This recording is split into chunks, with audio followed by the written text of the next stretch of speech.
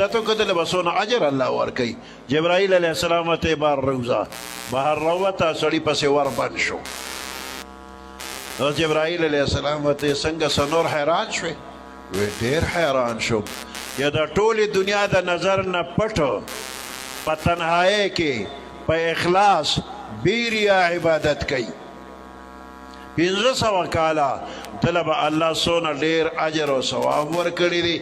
دې ته حیران یم.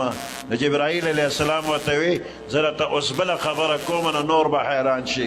وی ستا نه رستو محمد رسول الله صلی الله علیه وسلم به تشریف راوړي. د هغه یو امتي به 2 رکاته مونځ وکړي.